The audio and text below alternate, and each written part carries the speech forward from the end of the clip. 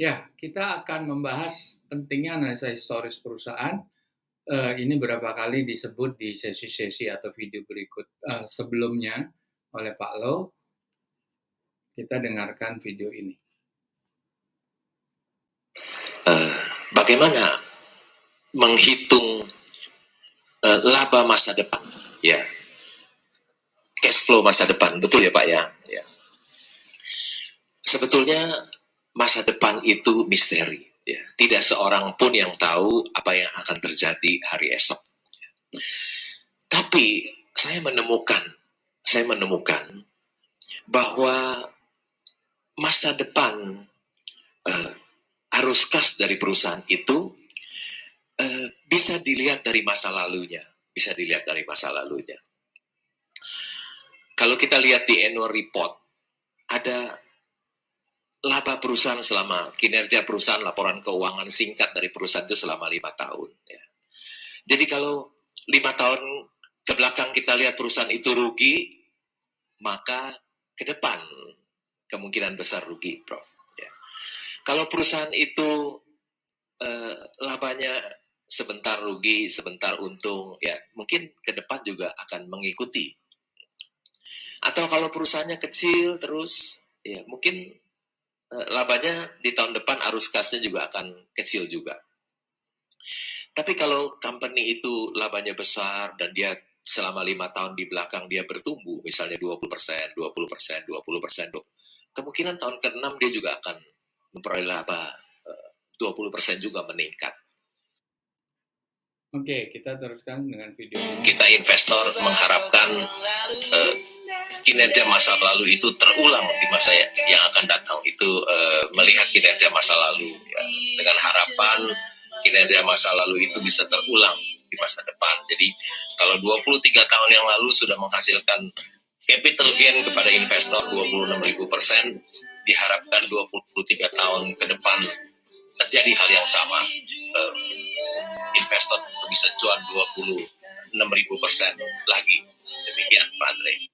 Oke, di video kedua Pak Lo ini merefer ke saham BCA yang kalau dihitung sejak dia mulai IPO sekian puluh tahun yang lalu, dan kalau kita masih megang saham itu saat ini sudah menghasilkan cuan atau profit 26.000 kali setelah mengalami beberapa corporate action seperti stock split dan sebagainya.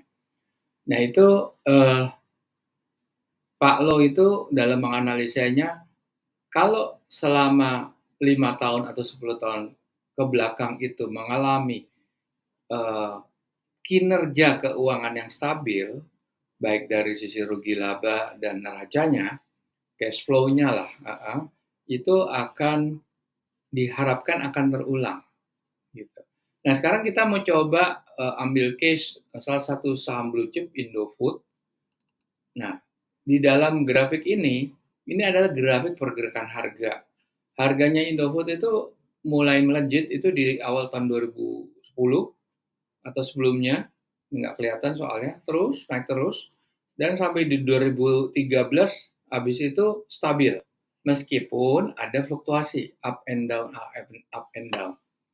Nah, harga inilah terutama mungkin nggak akan terjadi lagi kalau tidak ada sesuatu momen yang luar biasa. Momen yang luar biasa itu sangat mungkin seperti krisis moneter tahun 98. Itu bisa jadi dia turun, tapi tanpa ada kejadian yang luar biasa. Karena ini tergolong saham blue chip yang dimiliki oleh banyak investor besar seperti dana pensiun, jadi kecil kemungkinan dia turun. Makanya Pak Lo ini nggak pernah pegang saham blue chip. Karena saham blue chip itu tidak pernah under value menurut target buy-nya Pak Lo, yaitu price to book value-nya sampai sepertiga. Rasanya tidak mungkin. Sekarang BCA aja, kalau Indofood saya lupa, saya harus cek lah nanti. Itu kira-kira masih 5 kali. 5 kali, 4 kali, dan yang jelas di atas 1 lah. Kalau di atas 1, Pak Lo jelas nggak mau. Nah, ini kita juga sekarang akan memperlihatkan kinerja keuangan. Ini kan kinerja harga ya, kinerja keuangan yang diwakili oleh nilai wajar, itu hasil perpaduan dari neraca, rugi laba, dan cash flow dan beberapa catatan auditor, itu akan diformulasikan dengan rumusnya Benjamin Graham, gurunya Warren Buffett, seperti ini. Nah, kalau kita lihat nih grafik hijau, ini kan grafik nilai wajar tertinggi. Ini trennya ke atas ya, uptrend gitu.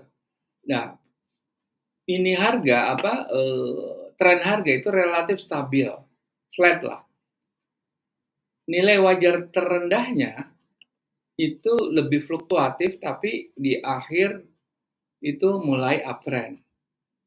Kenapa? Karena di sini Indofood punya banyak utang jangka panjang.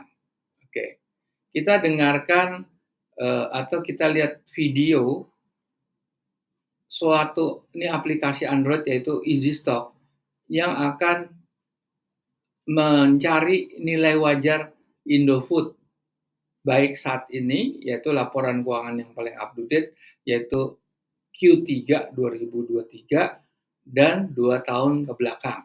Kita lihat. Kita akan menggunakan aplikasi Android mobile, itu Easy Stock, bisa Anda download di Google Play Store, untuk mengetahui nilai wajar INDF. Kita klik nilai Indonesia, kita ketik INDF. Nah, nilai wajar itu 1.800-an. Berarti hampir 3 kali lipat daripada nilai atau hari closing price-nya ya. Artinya ini three-bagger ya. Dan nilai wajar terendahnya memang di bawah 5.000 ya. Ada risiko karena dia punya utang jangka panjang. Tapi tetap dalam kondisi yang naik terus, dia akan tetap survive, akan tetap menjadi wonderful company. Kita lihat return on equity-nya, profit margin-nya, dia bisa mempertahankan selama bertahun-tahun. Kita lihat tahun sebelumnya.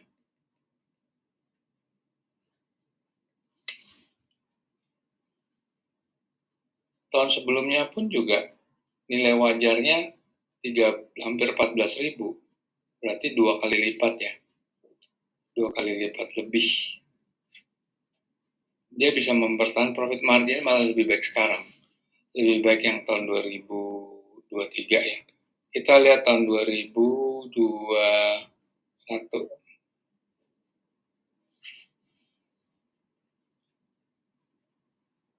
Tetap nilai wajar tertinggi masih di 15 ribuan. Tetap di-maintain 2 kali lipat, dan profit margin sama gross marginnya tetap dipertahankan. Jadi dengan alat ini Anda bisa menggunakan nilai untuk mengetahui nilai wajar sekarang berdasarkan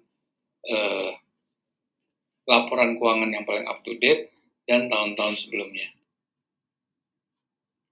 Ya, itu kita sudah lihat ya alat yang lebih mudah untuk Anda untuk mencari nilai wajar. Berikut komponen atau parameter-parameter keuangan yang utama, key financial parameter, untuk menjadi alat bantu Anda untuk lebih bisa meneliti dan menganalisa secara lebih akurat, lebih benar ya. Meskipun tidak ada yang pasti ya. Karena di situ nilai wajar tertinggi dan terendah ini hanya menunjukkan ini kan akhirnya masih ada margin of safety nih. Ini yang disebut margin of safety. Tapi margin of safety-nya menurut ukurannya Pak Lo itu sangat rendah. Oke, kita jumpa lagi di sesi berikutnya.